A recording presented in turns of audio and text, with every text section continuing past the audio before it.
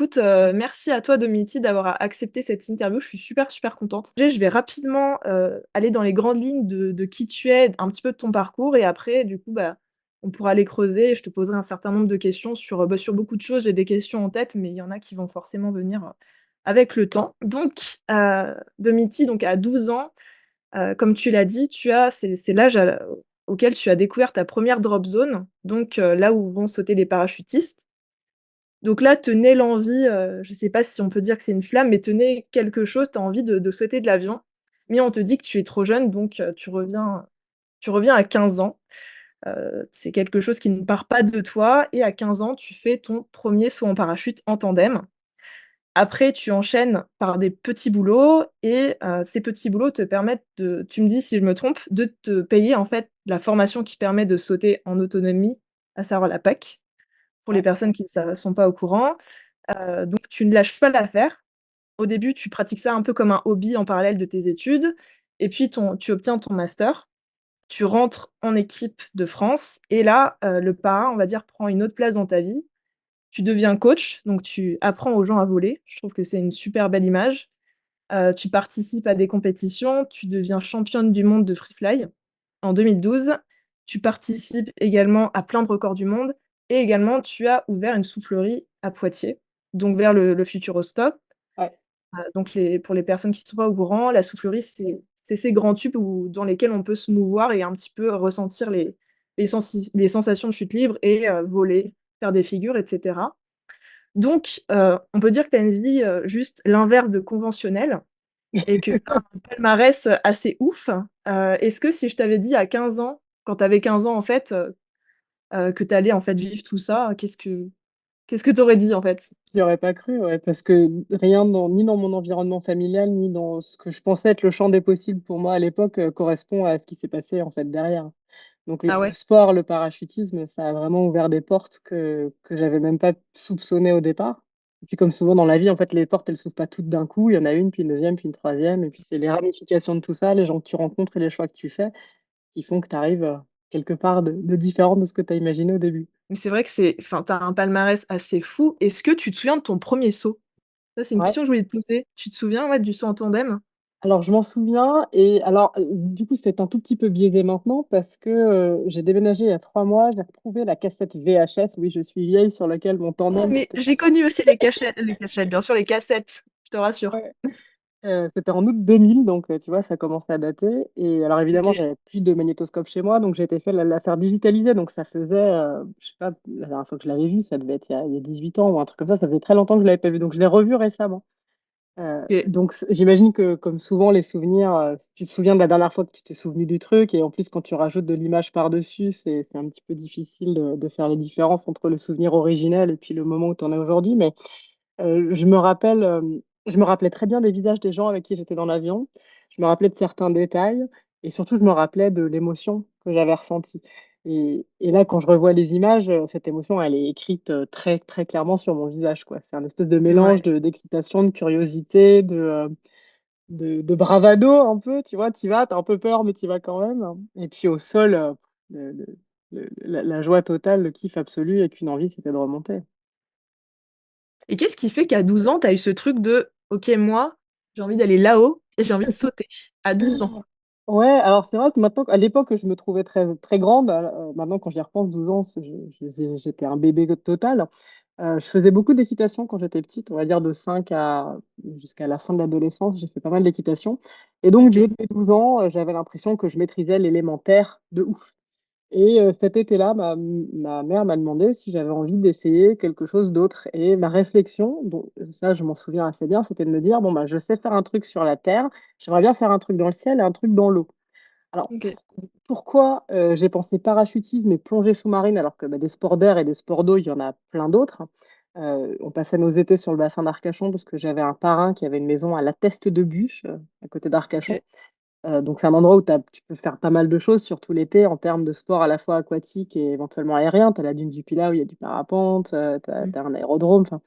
Mais voilà, les choses auxquelles j'ai pensé ou ce qui m'a attiré, c'était le contact, l'immersion de mon corps dans l'élément. Donc, à la fois le parachutisme, où il n'y avait pas de Alors, tu es sous une voile, évidemment, à partir du moment où tu l'ouvres jusqu'au posé, mais ce qui m'intéressait, moi, c'était la chute libre plutôt, Ouais. la plongée. Bon, tu as des bouteilles, je me suis mis à l'apnée depuis, mais à l'époque, j'ai commencé en bouteille, mais tu es quand même, voilà, tu as le corps tout de suite dans l'élément.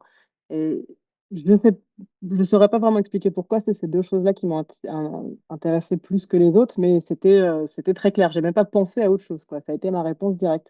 Alors, comme ma mère n'y connaissait rien du tout dans aucun de ces deux sports, on a été voir. La plongée, ça a été possible à 12 ans. Tu peux passer ton open water PADI quand je crois que 12 ans, c'était l'âge minimum. Mmh. Par contre, le parachutisme, c'est là qu'ils m'ont dit tu es gentille, mais tu es trop petite, reviens dans 3 ans. Ouais. C'était le quart de ma vie à l'époque, donc je trouvais ça vraiment abusé comme temps d'attente.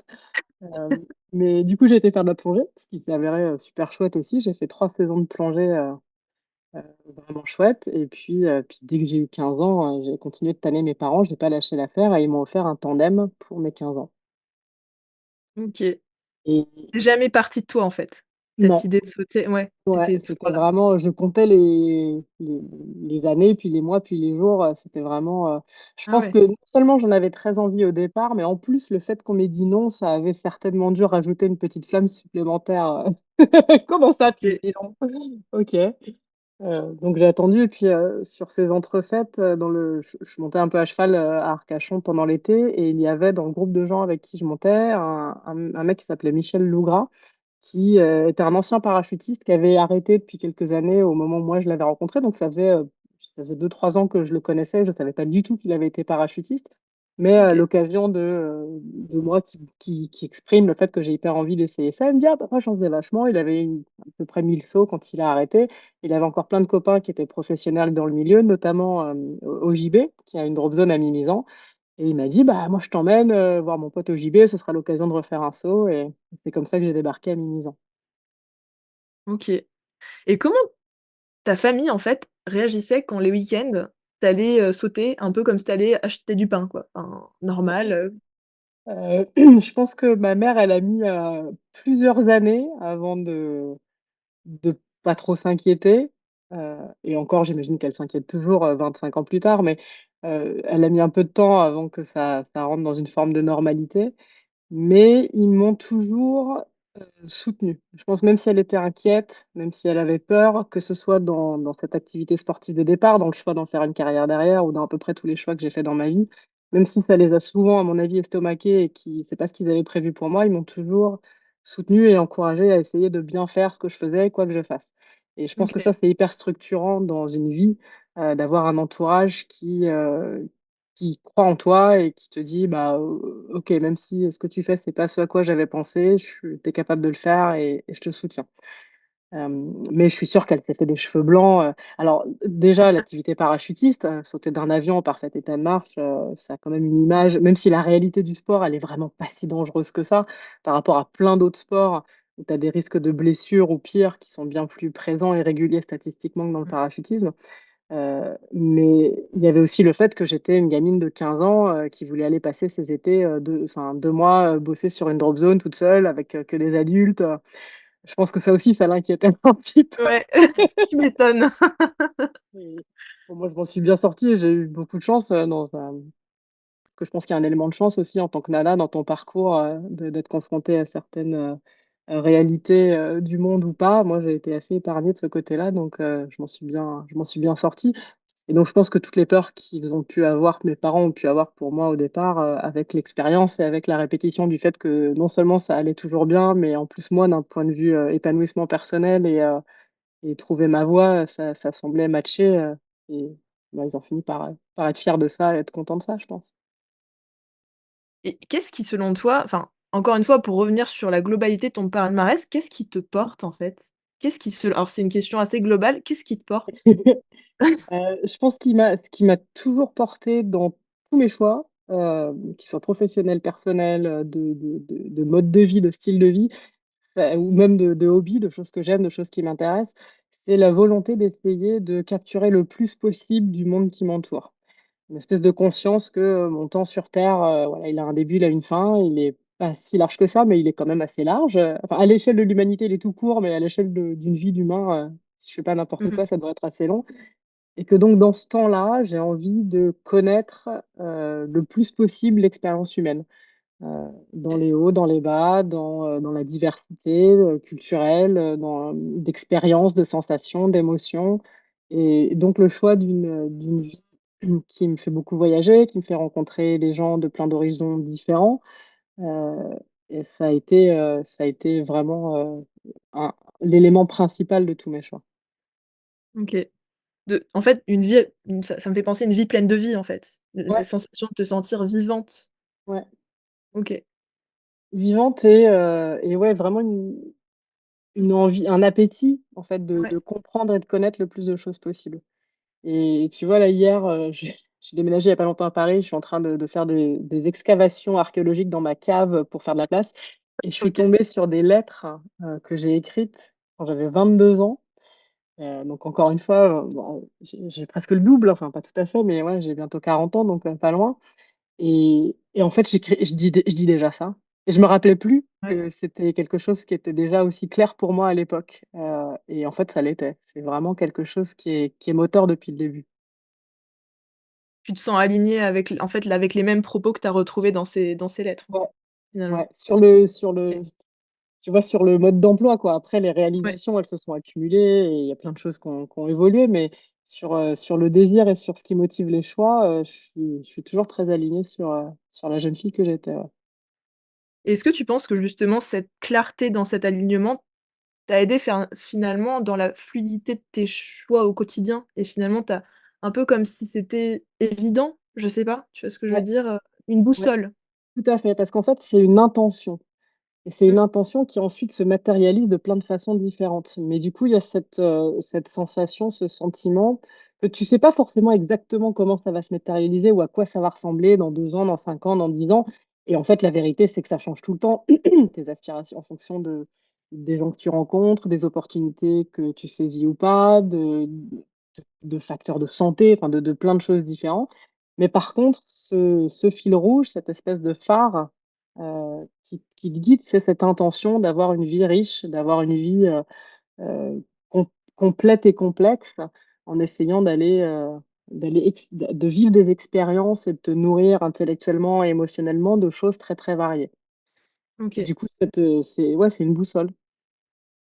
Et est-ce que du coup le parachutisme a été un moyen justement d'expérimenter ça? Enfin, c'est Complètement. finalement OK, d'accord. Complètement. Parce que au départ, c'était l'envie de découvrir une sensation, voler Ouais. avec ton propre corps dans l'air. C'est génial, je recommande à tout le monde. J'aime toujours autant ça.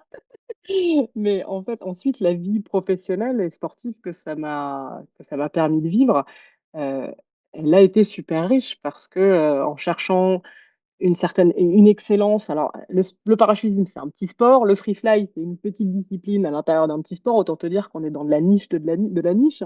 Mais du coup, si tu atteins une forme d'excellence dans cette niche-là, ça t'ouvre des portes, ça fait qu'on t'appelle, aux 4 coins du globe pour aller enseigner. Ça te met en contact de façon, directe avec des gens. Là, tu peux débarquer quelque part dans un pays, tu connais personne et puis au bout d'une journée, tu as passé ta journée avec un groupe de 5 6 personnes, des locaux et en fait, bah, du coup, tu as le temps d'apprendre à les connaître, d'essayer de les comprendre et il y a la 1re barrière qu'on a quand on rencontre des gens qu'on connaît ni d'Ève ni d'Adam, elle est levée super vite parce que tu as ce point commun-là. Et alors j'imagine que c'est la même chose dans plein d'autres disciplines, mais c'est vrai que le fait que le parachutisme soit un petit sport, où tu ne deviens pas, méga célèbre et méga riche, ça fait qu'il y a pas vraiment de barrière. Tu rencontres Mmh. même des gens qui débutent et tu peux avoir, enfin, tu es pas non plus sous des milliards de sollicitations, toutes les 5 minutes. Donc tu as pas cette obligation de distance que j'imagine d'autres grands sportifs peuvent avoir parce que sinon ils auraient plus de vie. Et Clairement. ça c'est génial parce que Mmh. ça te permet d'avoir cet accès direct avec plein de gens et moi, c'est aussi pour ça que je l'ai, alors jusqu'à mon titre de championne du monde, j'étais un peu plus en France parce qu'en fait, tu es très monomaniaque dans ton entraînement. Tu es obligé de toute ton énergie, elle passe dans ton entraînement, toutes tes ressources financières en temps, elles passent dans ton entraînement. Tu bosses un peu à droite à gauche, mais bon, tu vivotes, on va dire, parce que tu es vraiment à fond dans cet objectif-là. Une fois qu'il est atteint, bah, là, non seulement tu te fais connaître, donc du coup, les opportunités se multiplient, mais en plus, quand tu décides d'arrêter, tu as plus de temps, donc tu peux les saisir, ces opportunités, tu peux voyager plus et c'est vrai qu'à partir de ce moment-là, Ça a été, pour moi, j'ai fait le choix de le vivre, vraiment à l'international parce que j'avais envie de me servir de ça comme d'un tremplin pour voyager, pour rencontrer des gens. Un de mes coéquipiers, Nico, par exemple, lui, il était un petit peu plus vieux que moi, il venait de se marier, il avait déjà eu 1 2 enfants pendant qu'on était en équipe. Bah, lui, il a plutôt été, tu vois, s'installer quelque part, dans une drop zone qu'il a fini par racheter, qui est maintenant une des drop zones, les plus, successful de France. Enfin, donc lui, il a fait un choix différent après ce résultat-là. On n'avait pas le même âge, on n'avait pas le même profil. Mais moi, c'est vraiment comme ça que j'ai décidé de le vivre et c'est lié à encore une fois à cette intention, initiale Mmh. qui m'a habité dès l'adolescence en fait, même presque avant l'adolescence, heu, qui a continué de guider mes choix. Et pour aller, on va dire, d'un autre prisme, qu'est-ce que le parachutisme t'a appris sur toi, en fait? Question vague aussi, mais Ouais, plein de trucs et c'est des choses que je décortique à fond là depuis quelques années parce que c'est les sujets de mes conférences. Je pense que le 1er truc que ça m'a appris vraiment au tout départ avec le premier saut, c'est que, ce dont tu te fais une montagne avant est en fait pas grand chose une fois que tu l'as fait. Quelque chose qui peut te faire très peur avant, tu te rends compte que c'était vraiment pas si terrifiant que ça. C'était même super méga cool en fait. C'est et ça, c'est le combo de mon premier saut et puis, 2-3 ans après, 4 ans après peut-être, je suis partie, je suis partie 6 mois en Inde faire un stage, auprès d'une artiste peintre française et pareil, tu vois, je l'avais rencontrée une fois, le brief c'était, Avélie Nadine Le Prince, fais tes pour chez Kawachi et vas-y démerde-toi pour trouver, tu vois? Donc avant, tu te disais: «Non mais tu as ton bout de papier, l'Inde c'est quand même mmh, grand, je vais jamais trouver ton truc, il y a pas mmh, de numéro de rue, il y a rien, je sais pas quoi faire». Et puis en fait, bah, tu prends ton avion, tu rencontres quelqu'un dans l'avion, il te colle dans un taxi, puis il te colle dans un bus, tu arrives, tu trouves un rickshaw, tu lui prononces le nom super mal, mais il te comprend quand même, il t'amène au truc et puis tu arrives et tu fais: «Ah mais ça a été en fait» et tu mmh, vois, ces 2 expériences-là, assez tôt dans mon histoire, ça m'a appris que, bah, les choses qui paraissent, très difficiles, dont tu te fais une montagne avant, en fait, il suffit de faire le premier pas, puis le deuxième, puis le troisième et ensuite ça va. Et ça, c'est des enseignements qui te servent pour tout le reste de ta vie. Et le parachutisme, ça a cette cap c'est ce truc qui fait quand même super peur. C'est pas naturel de sauter d'un avion. La première fois que tu sautes, alors bon, il y a plusieurs degrés de peur, de la petite peur tranquille à la panique absolue, mais quelqu'un qui dit mmh qu'il a absolument rien ressenti avant de faire un saut, soit il ment, soit, mmh, c'est un psychopathe et il faut pas rester ouais, trop traîner avec lui, quoi. exactement. Donc, tu te prouves quelque chose à toi-même quand tu fais ça au début. Après, avec l'expérience, la peur, elle disparaît complètement. Elle réapparaît en mode track, si tu fais une compète, un record, que tu dois un saut de démo, où tu dois te poser devant des gens ou dans un tout petit endroit. La peur, elle peut revenir dans certaines, circonstances, mais la peur de sauter en elle-même, quand tu sautes régulièrement, elle disparaît, au bout d'un moment. Mais l'avoir franchi une première fois, t'être prouvé à toi-même qu'un truc qui te faisait peur, tu étais capable de le faire, ça, c'est un enseignement qui est hyper puissant. Et que ce soit à l'échelle d'un saut alors moi j'ai pas ma qualif PAC, donc j'emmène pas des gens, faire leur toute première formation. C'est quelque chose que je regrette un peu, mais bon, tu peux pas tout faire, faut faire des choix dans Oui, la vie tout le temps. Mais ça, c'est un de mes regrets parce que j'aimerais pouvoir accompagner des gens qui ont jamais volé et leur faire vivre cette expérience-là et les accompagner sur ça. Un jour peut-être. Mais à l'échelle de records, par exemple, j'organise beaucoup de records de grandes formations, heu et notamment des records féminins mais bon, mixte aussi et accompagner des gens vers un objectif qui, pour la plupart, quand tu commences au tout début, tu vois, tu tiens à peine tête en bas et tu dis: «Ah, j'aimerais bien faire un record», mais bon, tu y vas, mais tu as peur quand même. Accompagner des gens dans ce process-là de, j'ai l'idée, j'ai l'envie, mais j'ai pas l'impression d'en être capable jusqu'à, bah, je suis dans l'équipe du record. C'est génial parce que c'est des apprentissages sur eux-mêmes que les gens peuvent ensuite emporter dans leur vie de tous les jours. Et peuvent utiliser, pour plein d'autres choses. Donc la confiance en toi que tu gagnes par ce genre d'activité, elle est ultra bénéfique dans tous les aspects de ta vie. mmh. Et beh, ça me rappelle une conversation que j'ai eue avec, bah, un ami. En plus, cette confiance en soi, elle est vraiment de l'ordre du ressenti. C'est pas théorique, il y a un truc qui se passe, au niveau des cellules et je Mmh. pense qu'il est effectivement peut-être plus riche je sais pas, qu'un simple bouquin. Enfin, c'est sûr que c'est plus riche qu'un simple bouquin, mais il y a un truc qui est vraiment de l'organique, en fait. Ouais, tu pas dans l'intellectuel, tu es dans le ressenti. Mmh. Exactement Ça, c'est et quand intéressant. tu passes par cette porte, ça t'ouvre, des choses qui sont peut-être plus profondes, intrinsèques à qui tu es et cetera. Mais du coup, tu pourrais dire que oui, le parachute, à travers ce sport, tu as explosé en termes de confiance en toi. Enfin, il y a quelque chose qui s'est vraiment, créé en crescendo, Je d'une pense, certaine façon. Ouais, ouais. OK. Il y a un autre truc que je voulais, sur lesquels je voulais t'interroger, c'est lors de ton TED, j'ai beaucoup aimé, tu as utilisé le mot tribu. J'adore utiliser j'aime beaucoup ce mot, j'aime beaucoup le mot meute aussi. Enfin, ça fait vraiment ça relève du besoin d'appartenance, en fait. Mmh mh. Et je voulais te poser la question, puisque c'est vrai que le para, c'est un sport, mais c'est avant tout, c'est une communauté, une petite communauté, mais il y a vraiment ce sentiment de communauté. Heu et qu'au le fait qu'en peu de temps, tu te sens un petit peu limite dans une seconde famille. Qu'est-ce qui fait que selon toi, dans ce sport, on peut tisser des liens aussi vite et aussi forts? Alors, je pense qu'il y a l'intensité de l'activité en elle-même. Quand Ouais. tu débutes et le groupe de gens avec qui tu débutes, tu traverses des émotions, super forts ensemble, donc ça, je pense que ça crée du lien.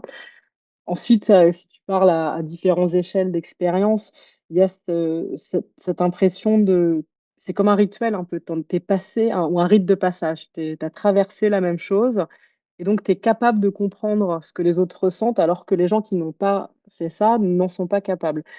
Et comme il y a pas beaucoup de gens qui font ça, bah, forcément, tu as tendance à te dire, «C'est cool de traîner avec des gens qui Mmh. comprennent ce que je ressens, qui comprennent à la fois ce que j'ai traversé, mais aussi ce que j'aime, ce qui me passionne». Parce que le parachutisme, en vrai, tu es forcément passionné. Tu peux pas faire ça un peu genre vite fait.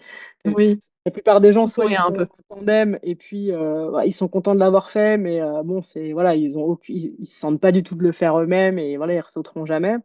Généralement, quand tu le pratiques un petit peu, hem, tu c'est quelque chose qui t'habite ou en tout cas qui devient une partie de ton identité. Donc avoir ça en commun avec des gens, tu t'identifies et forcément ça crée des liens. Ensuite, il y a le côté, l'exceptionnalité, un petit peu l'impression qui, à mon sens, n'est pas qu'une impression, c'est une réalité de tu fais un truc Ouais. exceptionnel avec des gens. Et ça aussi, ça te donne envie de traîner avec eux. Et puis, je pense que ça attire probablement un profil ou un type de gens qui se ressemblent. Même s'il y a une grande variété sous plein d'aspects, il y a ce petit grain de folie, cette, recherche de quelque chose qui sort de la norme et ça aussi, je pense, ça noue des choses. Et puis ensuite, sur une échelle un peu plus grande, hem tu vois, moi, ça fait bientôt 25 ans, je généralise, hein, je fais mon premier saut en 2000, donc ouais, il y a 23 ans que je saute. Hem et ben, tu traverses des choses hyper intenses.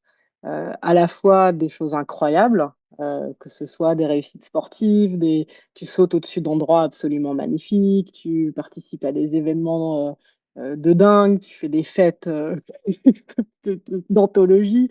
Donc tu as tout ce truc de très intense d'énergie Ouais. positive. Quand tu fais ça depuis très longtemps, malheureusement, tu traverses aussi, des drames, tu perds des gens et ça, c'est, aussi une intensité, négative, mais une intensité extraordinaire qui fait que, quand tu t'es soutenu et serré un peu les coudes les uns les autres dans ce genre de moment, ça te rapproche, fort, fort, fort des humains avec qui tu traverses ce genre de trucs. Donc je pense que c'est l'intensité en fait, aux 2 côtés du spectre, de l'émotion et de l'expérience humaine, tu es dans une forme d'intensité et je pense que ça te lie beaucoup. Ouais. Il y a un truc qui est limite de l'ordre de la transcendance. Moi, ce que j'ai «vécu» entre guillemets. Tu te transcendes avec les autres et du coup, il y a ça crée une explosivité, Ouais, dans le lien, en fait, qui est unique. Toi ouais. toi, c'est quelque chose que tu as vécu depuis le début? Enfin, tu l'as ressenti, on va dire depuis le début du début de ta carrière? Ce Ouais, depuis le début du para, carrément. Parce qu'en plus, moi, j'ai débarqué, tu vois, à 15 ans, un peu dans le schmilblick. Moi, pour le coup, en termes de tribu et de communauté, sur la partie enfance, adolescence, j'étais pas au top du top des vedettes. J'avais pas beaucoup de potes, j'avais OK. du mal à j'avais du mal à m'intégrer en tout cas avec les gens de mon âge à l'école, j'avais pas forcément énormément de potes. Hem, donc ça a été, un cadre qui, m'a non seulement m'a accepté tout de suite, mais en plus, je pense que je les ai bien rigolés, du haut de mes 3 pommes et de mes 15 balais, donc j'avais l'impression d'avoir enfin trouvé une place, où, où on me kiffait bien pour qui j'étais et puis je pouvais être exactement qui je voulais être et c'était cool et j'avais pas besoin de me dire: «Mais pourquoi il m'aime pas? Qu'est-ce que j'ai fait?» Ouais, Donc complètement.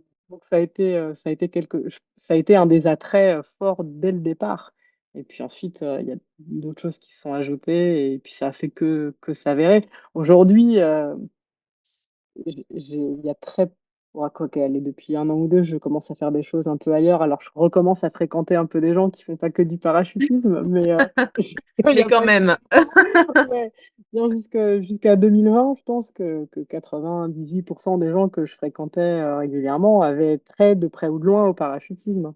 Euh, Ouais, donc, c'est il vite y a une devenu bulle. toute ma vie. Il y a une bulle, ouais.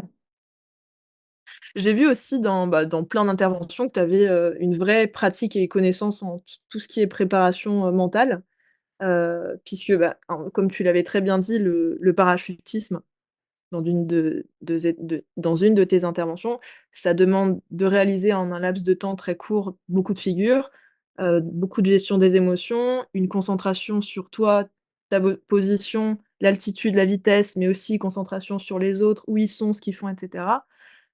Aujourd'hui et même dans toute ta carrière, est-ce que tu as un petit peu des techniques préférées et des choses qui t'ont permis de préparer tes sauts de la meilleure des façons et vraiment d'être à l'aise en fait dans tout ce que tu as fait? Ouais, l'outil principal que j'ai découvert avec le début de la compétition pour moi, c'est la visualisation. Hein. C'est Donc j'ai commencé la compète en 2008, donc ça faisait déjà 7 ans que j'avais fait ma PAC. Je n'avais jamais entendu parler Ouais, et puis j'ai débarqué, on se fait sélectionner, en équipe de France espoir à l'époque, à l'issue des championnats de France en 2008. Donc là, on commence à être encadré et avoir un coach, qui s'appelait Nicolas Arnaud et c'est lui qui m'a dit pour la première fois, «Mais alors du coup, comment tu as visualisé ce truc-là?» J'étais là: «Visualise quoi? Il faut faire quoi?» what? Je sais pas, on m'a jamais dit. Hem Donc c'est dans le cadre de mes entraînements, de free fly que j'ai découvert ça et ça a été, un game changer dans ma pratique et c'est quelque chose que j'ai ensuite vraiment beaucoup inclus moi dans mon coaching, même en boogie ou en skills camp, tu vois? Des gens qui sont pas forcément là pour faire de la compétition, mais qui ont envie de progresser et d'apprendre des choses. Ouais. La visualisation, c'est génial, surtout dans un sport où tu as un temps de pratique qui est très, très court. Mmh, Toi, tu sautes à 4 000 mètres, tout en parachute à 1 000 mètres, voilà, en free fly, ça va te prendre, tu as 45 secondes, 50 secondes avant de devoir te barrer, ouvrir ton parachute.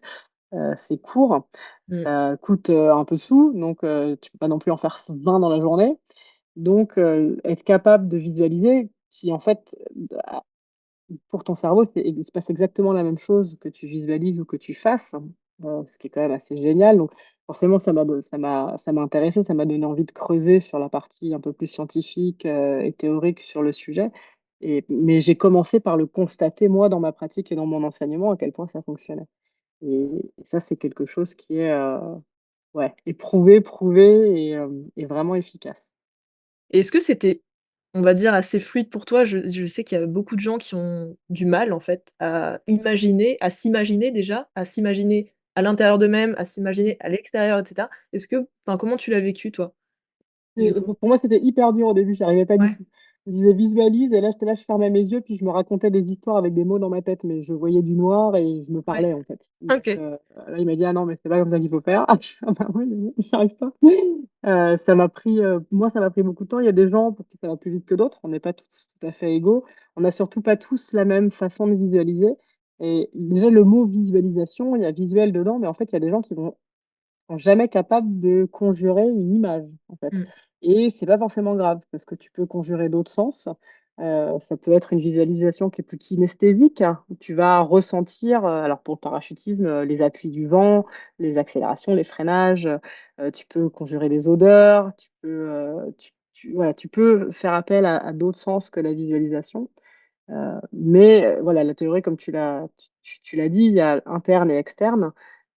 Donc interne, c'est, à l'intérieur de toi, ce que tu vois, ce que tu ressens. Externe, c'est si tu te vois d'un point de vue extérieur et pour tout ce qui est vraiment visualisation, imagerie mentale, faut essayer de prendre ça comme apprendre à dessiner. Au début, tu sais pas faire, donc tu prends, une pomme, genre la figure la plus simple que tu puisses imaginer, puis tu prends ton crayon et puis ton papier, puis tu regardes la pomme, tu essaies de la dessiner, tu regardes la pomme, tu essayes, tu fais des allers-retours entre les 2, et puis, au bout d'un moment, tu arrives à dessiner un truc qui ressemble à peu près à une pomme. Puis ensuite, tu peux rajouter des couleurs, tu peux rajouter plus de formes, tu vas crescendo dans la difficulté et la visualisation avec le parachutisme, tu peux faire pareil, commencer par une image très simple et puis ensuite une image un peu plus complexe, et puis après, 2 secondes de vidéo, puis 5 secondes de vidéo, et la clé, c'est de comme tout en fait, hein, c'est un grand secret, le dit à personne, mais pour être bon dans des trucs, il faut s'entraîner. Il faut en faire un peu tous les jours, Mmh. et si tu fais ne serait-ce que 5 minutes par jour d'entraînement à ça, bah, tu vas finir par progresser, et d'un noir total avec une petite voix, tu vas finir par réussir à conjurer des choses, plus vivides et plus utiles, pour ta pratique sportive. Et est-ce qu'à la fin, c'est vraiment devenu une routine, en fait? Est-ce que tu l'as finalement, tu n'imaginais pas faire un saut de compète ou non de compète, vraiment d'entraînement aussi, sans visualiser avant, pendant, après, je sais pas? Alors Comment pour les sauts à «pression» entre guillemets, pour de la compétition, pour du record, je vais à 100 tout le temps visualiser. OK. Même aujourd'hui dans un saut de record, où je suis dans la base, donc techniquement, tu vois, j'ai pas d'approche, j'ai moins d'éléments, je vais quand même toujours visualiser parce qu'il y a des choses qu'il faut que je fasse et que, je peux pas me dire: «C'est bon, je l'ai fait 150 fois, j'ai pas besoin d'y penser». C'est vraiment, il y a une exigence d'être, au top et dans l'exemplarité, et donc pratiquer ce que je prêche. Hem, Par contre, je visualise pas 100 de mes sauts. Si je suis en anime, en skills camp, et que j'ai, un groupe avec des gens qui ont beaucoup de sauts, avec une ligne, complexe, avec pas mal de changements, là, je vais la visualiser. Par contre, si je vais tirer une trace, ou je vais, tout droit, ou je fais un virage, bon, ben, là, je l'ai fait, pas des centaines de fois, je l'ai fait des milliers de fois. Heu, je vais pas forcément le visualiser à ce moment-là. Donc ça va dépendre un petit peu du contexte, du degré de complexité pour moi, ou du cadre dans lequel je fais et des gens avec qui je le fais. Et dans tes coachings, c'est d pardon, tu voulais dire quelque chose? Ouais, j'allais dire, par contre, je m'en sers, hors para, tu vois? Là, ça fait Ouais. 3 ans que je me suis lancée, dans le public speak, la conférence. Ouais, ouais. Je les visualise. Je les visualise. Ça fait partie des façons dont je m'entraîne, avant de monter sur scène, je visualise la prestation. Je Et le est-ce fais que dans ma tête, quoi. tu le fais dans ta tête et tu sens que ça vraiment c'est quelque chose qui te, on va dire, te conditionne d'une certaine façon et qui t'aide vraiment à trouver des espaces de fluidité et cetera, ouais? Carrément, déjà ça t'enlève du stress, et c'est aussi l'objectif pour le parachutisme, hein. Quand tu fais un truc pour la toute première fois, surtout un truc qui fait peur comme sauter d'un Tu avion où captes tu rejoins rien. des gens, Ouais, donc tu fais rien, et puis tu peur en fait. C'est une ouais. réaction, tu peux pas vraiment, empêcher, heu, Mmh. mais si tu le fais pour la première fois dans ta tête, donc là tu risques pas grand chose, au pire, même si tu fais n'importe quoi, c'est pas grave, personne te voit.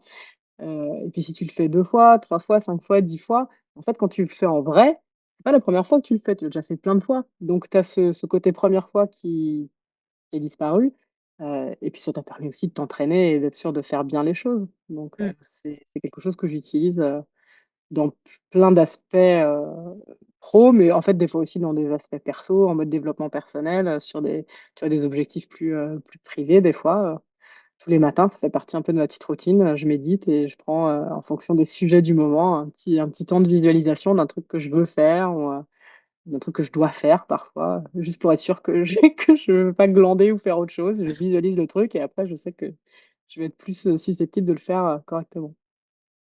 C'est un outil qui est hyper touche à tout effectivement et pour le Mmh. coup, c'était hyper intéressant parce que, enfin, dans le côté aussi, ça te fait gagner du temps. Enfin, dans une de tes interventions, encore une fois, il y a j'ai trouvé ça, comment dire? Très pertinent. Tu as réussi à mettre des mots sur un truc que j'arrivais pas à expliquer. C'est qu'effectivement, dans le para, les premières fois, je reviens sur ce truc, tu captes rien. Il y a un truc qui fait que tu Ah, alors là, tu es en mode: «Ouh là là, il s'est passé mmh. quoi?» Ton Blackout. cerveau, il est ouais, assailli de trop de stimuli complètement nouveaux, et il Exactement. peut pas. Il en prend Impressionnant. un au milieu de 100. Ouais. C'est fou. C'est d'ailleurs le jeu préféré des vidéoman, tandem, hein, c'est quand c'est quelqu'un de la famille ou un pote, tu viens, faire un bisou, mettre une petite claque, et puis le mec au sol, aucun souvenir. Impressionnant, effectivement et puis même la deuxième fois, tu te dis: «Mais» Ouais, c'est vrai que c'est hyper ça prend quelques progressif, quoi. répétitions. Ah ouais, ouais, mais c'est impressionnant et tu expliquais bien le côté vraiment, ça va crescendo. Au début, tu captes rien du tout et puis après, tu captes 3 secondes. Moi, je sais que, tu vois, les sorties d'avion, ça m'a pris du temps, mais pendant un certain temps, j'étais en mode: «Ouh là, what the fuck? Qu'est-ce Je qui se comprends, passe?» ouais, ton cerveau, il fait la grève de quelques secondes là. Mmh. Ouais et pour le coup, la visualisation, c'est super pour ça, Mmh. quoi. Il y avait, une autre chose, sur laquelle je voulais vraiment t'interroger.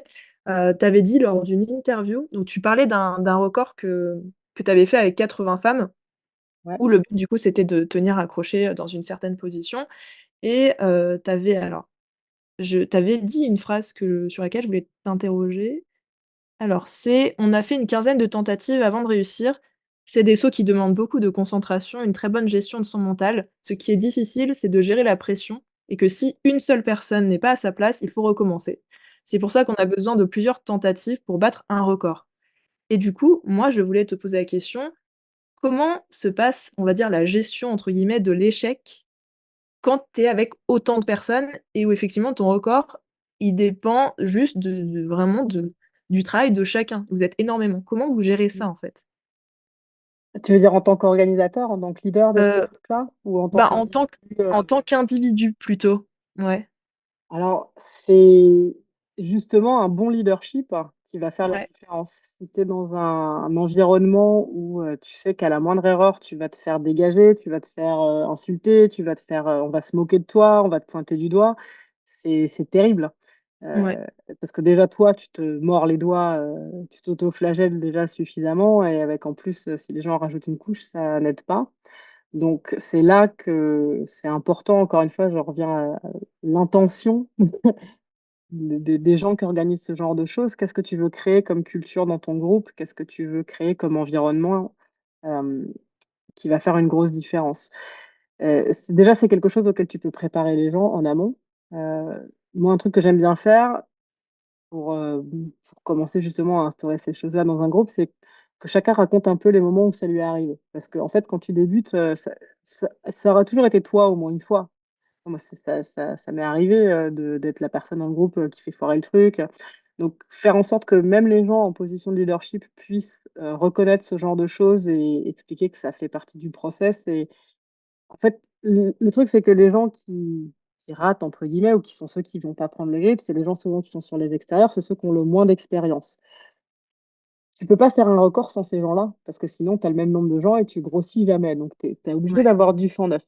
Sauf que quand tu es nouveau, bah, tu as pas l'expérience, donc tu fais de ton mieux, mais des fois tu vas chier, c'est obligé. Donc ne serait-ce que verbaliser ces choses-là, pour que tout le monde, l'ait bien en conscience, à la fois les nouveaux et puis parfois les anciens, parce que c'est facile quand tu as l'habitude de faire un truc d'oublier que toi aussi tu as galéré au départ et d'avoir un peu moins de bienveillance envers les autres.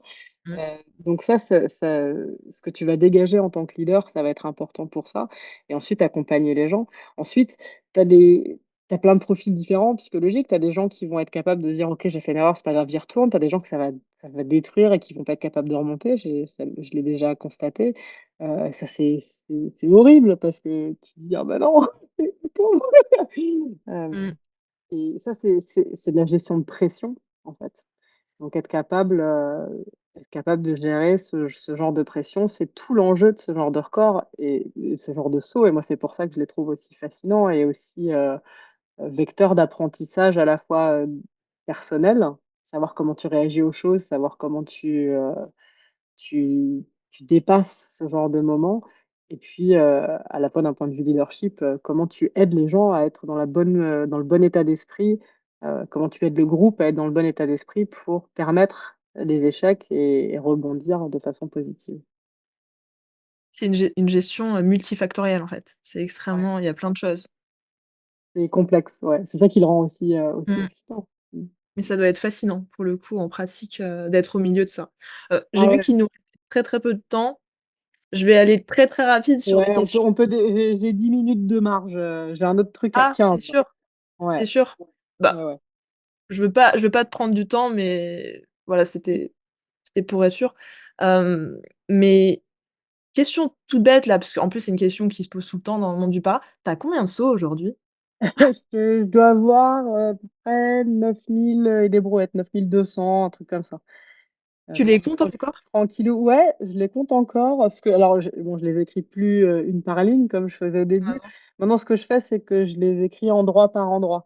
Donc, mon OK. tableau de bord, c'est un peu devenu un journal de voyage, en fait. Donc chaque ligne, c'est, j'étais à tel endroit pour tel event et puis, je mets entre parenthèses le nombre de sauts que j'ai fait à cet event et donc, ça me donne, voilà, plus par rapport au total d'avant. J'en suis à peu près à ce nombre de sauts.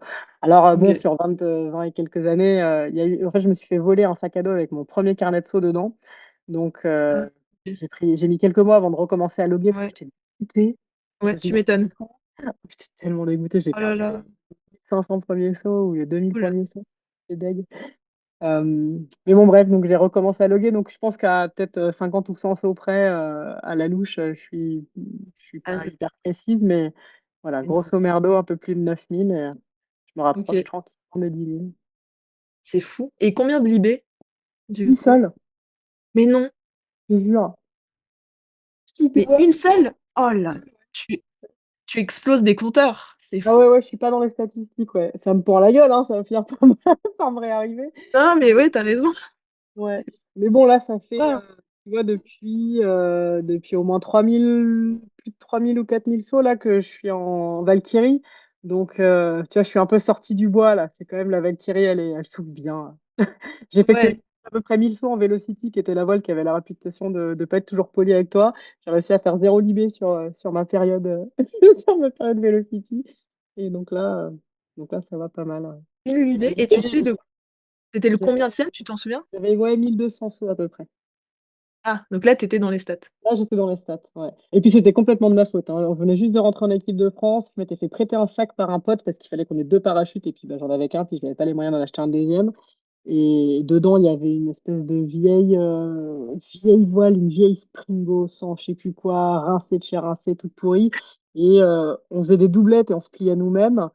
Et puis, j'ai plié ultra vite. À l'époque, j'avais une technique de fond de sac où je faisais pas vraiment mon lovage. C'était quelqu'un qui m'avait montré ça. Puis, tant que ça marchait, je m'étais dit que c'était une idée géniale.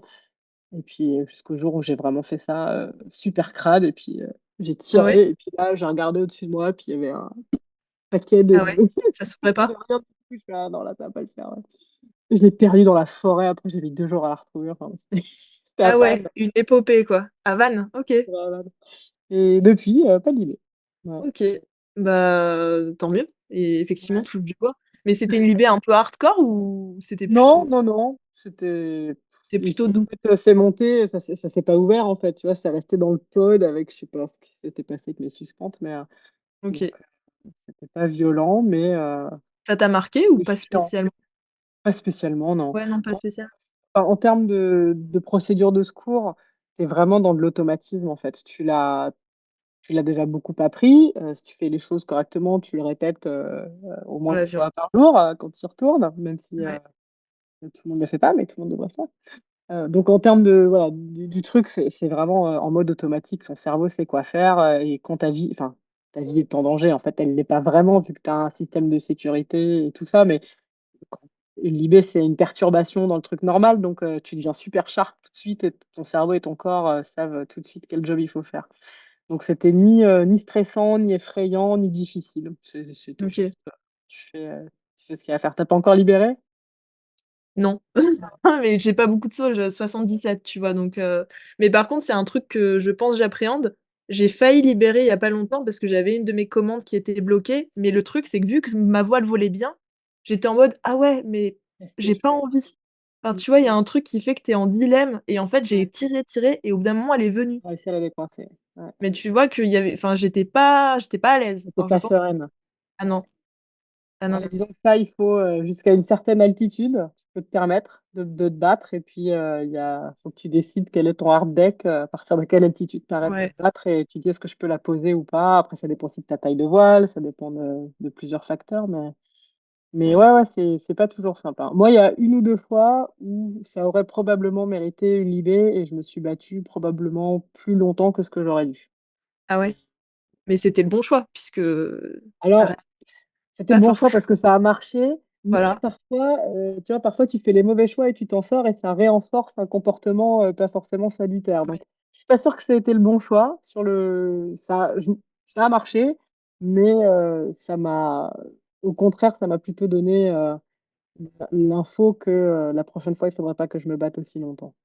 OK. Ouais, tu as eu la lucidité de te dire, «Bon, là, c'était peut-être un peu trop». Ouais, après coup, parce que sur le moment, non, sur le moment, j'étais là, tac. Ouais, non, mais je vois bien. Est-ce que tu Ça as peut pas des aimer le moment, hein. ah Toujours, oui, non, tu mais faisais une doublette, tu bosses, t'as pas de truc, t'as pas de machin, tu peux pas te permettre de, c'est toujours des mauvaises raisons. clairement. De toute façon, on a toujours des excuses. Et est-ce que tu as des DZ aujourd'hui que tu as encore pas faites et que tu aimerais faire? Ou finalement, on va dire que tu as un peu coché les cases que tu voulais cocher, du coup? Heu, j'ai quand même coché la grande majorité des cases, mais j'aime toujours bien aller dans des nouveaux endroits OK. et je même si je sais pas forcément lesquels aujourd'hui, je suis toujours contente quand on et d'ailleurs, c'est un peu comme ça que je filtre, aujourd'hui les demandes que je reçois. Heu, je vu que j'essaie de développer d'autres parties de mon taf, je refuse pas mal d'événements para parce que je limite à un par mois. C'est ma bonne résolution OK, 2024. OK. Un des critères de sélection, ça va souvent être, d'aller quelque part où j'ai jamais été plutôt que de retourner quelque part où je suis déjà allée.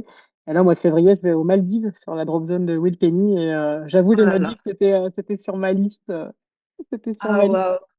Ouais, donc je suis très Ah contente d'aller d'aller voir là-bas.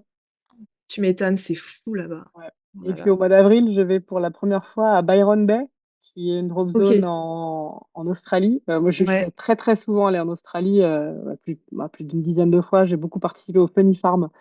C'est un événement, en Australie qui est complètement génial.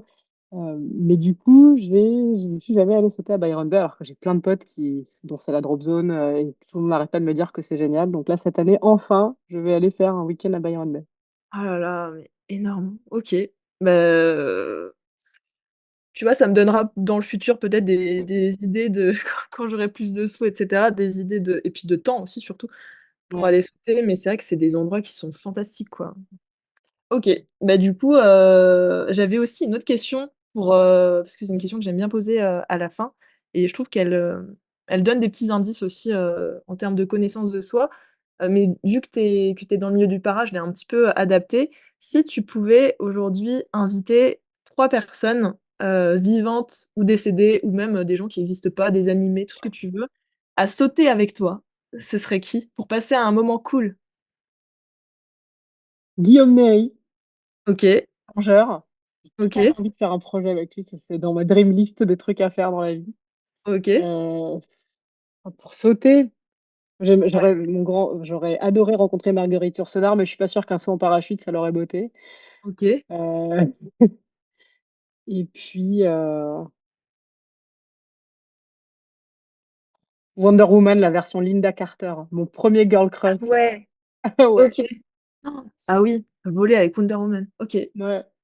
Tu vois la série des années 70, Linda Carter, Oui, ça te parle? oui, oui, mais c'est vieux. Ah bah oui, oui, Ouais, c'est oui. super vieux. C'était déjà vieux pour moi quand j'étais jeune, c'est mon père qui était fan de ça et qui me montrait ça quand j'étais petite et c'était trop mon héroïne, quoi.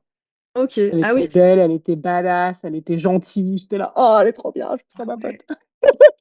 et faire du free fly avec Wonder Faire Woman, du je freestyle pense avec que ça Wonder doit Woman, ce serait quand même la classe. OK. Bah, trop cool et dernière toute petite question juste avant de partir, est-ce que tu as le saut le plus fou que tu aies fait? Comme ça, de façon très intuitive. Moi, c'est hyper, difficile parce que tu en as fait genre des milliers, mais tu en Ouais, as un qui laquelle le premier qui me vient en tête quand tu me dis ça, c'est le saut au-dessus des pyramides. ah ouais, Parce OK. que, pour plein de raisons, déjà moi j'ai fait des études d'histoire, j'ai fait de l'égyptologie quand j'étais à la Sorbonne, donc forcément me retrouver dans un endroit comme ça, ça me C'est parlait, symbolique. fort. C'est hyper Ouais. symbolique, ouais. Et puis, parce que tout ce qui allait autour de ce saut-là, c'était compliqué. Ah ouais? OK. Ouais, ouais, ouais, c'est un contexte, politique, un contexte, d'organisation qui est compliqué, l'Égypte. Donc, te retrouver, au-dessus des pyramides en ayant sauté dans l'avion militaire égyptien, tu vois, en pleine région du Golfe, enfin bref, c'était c'était surréaliste C'est et mythique. ces quelques minutes, en chute et sous voile, au-dessus de ça, c'était très marquant. C'est épique, en fait. Il y a un Épique, côté ouais, c'est ça. Ouais. OK. Bah, écoute, merci pour, tout ça. Merci pour toutes ces réponses, Bah, de j'espère que rien. c'est OK au niveau du temps. Ouais, C'était carrément. super intéressant et voilà, j'ai un grand merci, pour qui tu es, vraiment et puis pour, de faire Ça me partie de fait ces personnes non rougir. mais vraiment non mais vraiment, mais en fait, tu moi, enfin, j'ai eu un coup de cœur, vraiment et tu m'as encouragée à continuer le para. Enfin, il y a eu un truc, tu vois? Donc Ah, c'est merci, cool. Tu vraiment sautes où? adorable. Oui? Tu Comment? sautes où? Je saute, moi je suis à Cor j'ai fait ma PAC à Bouloc et Ouais, je saute à Corba, du coup. à Corba. OK. Donc Bah, écoute, voilà. si je passe dans le quartier de Corba, je te ferai signe Ah mais et avec puis, grand plaisir. c'est un tout petit monde, hein, donc si tu continues à sauter, on va forcément tomber l'une sur l'autre à un moment Ah donné. bah, je serais trop contente. Mais vraiment merci infiniment, je te souhaite une super, belle journée et belle fin de journée et j'espère à très vite, du coup. Ça marche. Merci, au Bonne journée revoir. Laurie. Ciao, ciao, bye.